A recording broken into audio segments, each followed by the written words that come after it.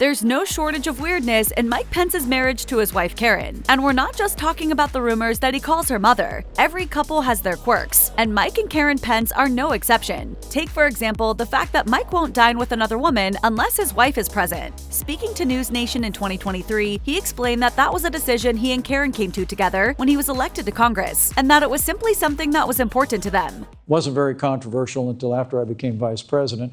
Mike also clarified that he didn't believe this was necessary for everyone, or even something he'd suggest other couples try. I respect the way anybody manages their marriage, and I never want to feel like I'm imposing my values on anybody.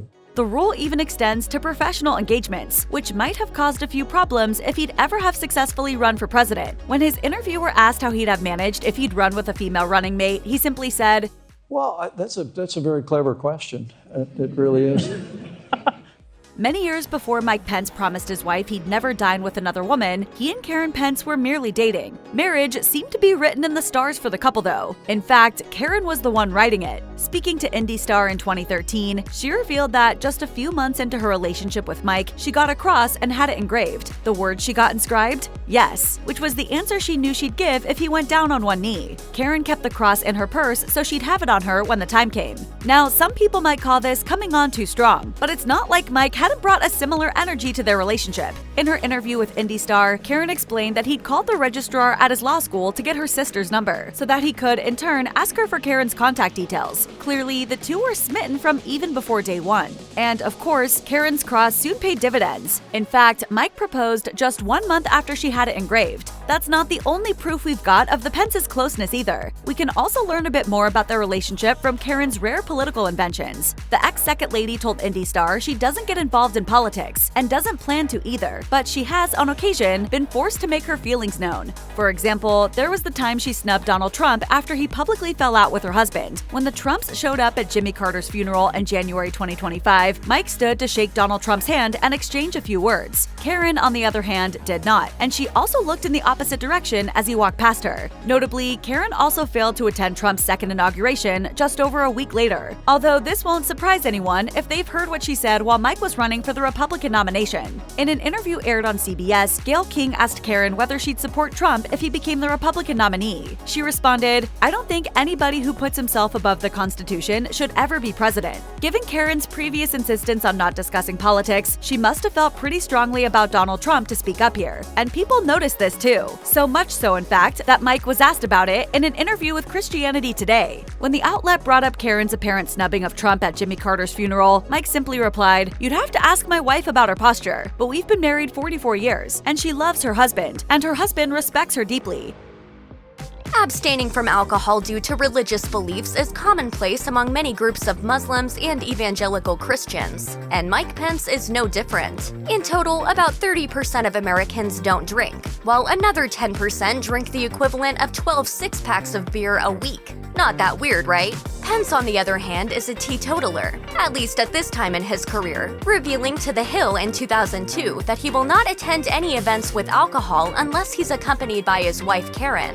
According to The New Yorker, the reasoning behind this likely ties once again to the Billy Graham rule, which is meant to avoid any appearance of faltering integrity, at the cost of painting all women as home-wrecking seductresses. Marriage proposals can be a great way to show how well you know your partner, and can be one of the most significant romantic milestones in a person's life. Not everyone can be so lucky to have 3 opportunities with 3 different wives, such as President Donald Trump. Arguably, the key to any successful proposal is the surprise of finding the ring. But as an evangelical Christian, it would be out of character for Mike Pence to order champagne at a restaurant and slip a ring into the glass. That being said, the future vice president wasn't dining out when he proposed to Karen Pence. According to the Washington Post, Pence hollowed out 2 loaves of bread, placing a small bottle of champagne in one and a ring box in the other.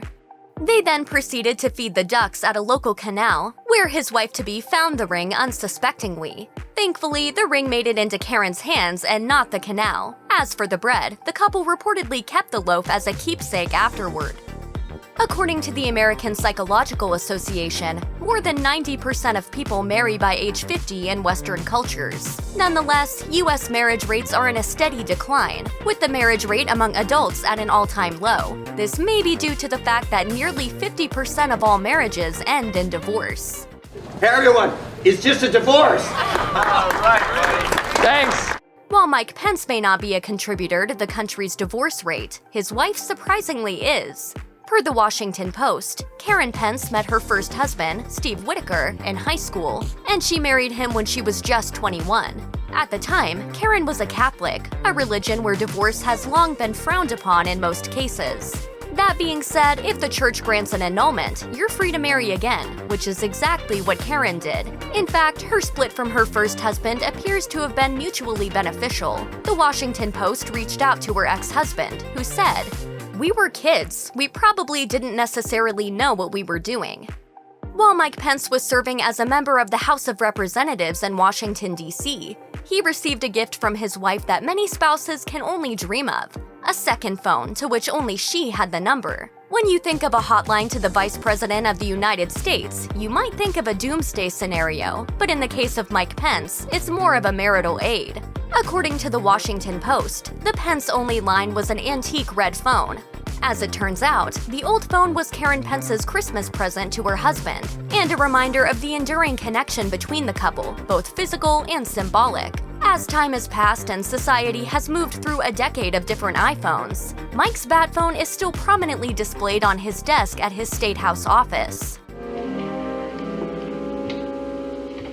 Batman should know about this immediately.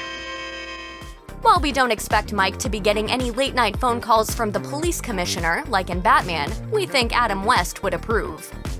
Have you ever gotten out of the shower confused as to which towel is yours? Or have you seen a family member use your own personal towel, leaving you to sit in a silent, smoldering rage? If your answer to either of these questions is no, then Karen Pence's towel charm business is not for you. Karen has pioneered a solution to a problem that has allegedly plagued her time and time again with her business venture, That's My Towel. Still a bit confused? Who could blame you?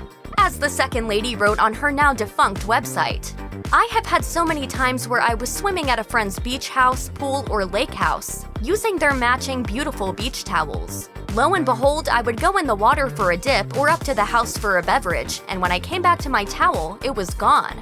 The charms are exactly what you might think, or as Vogue so succinctly puts it, picture one of those wine glass name tags on a metal ring and you've pretty much got it. Unfortunately for Karen, the business didn't exactly hit it off, and according to Mike Pence's 2016 tax information, it actually lost over $3,000 the previous year. Where's the rest? The money, Skylar, where is the rest?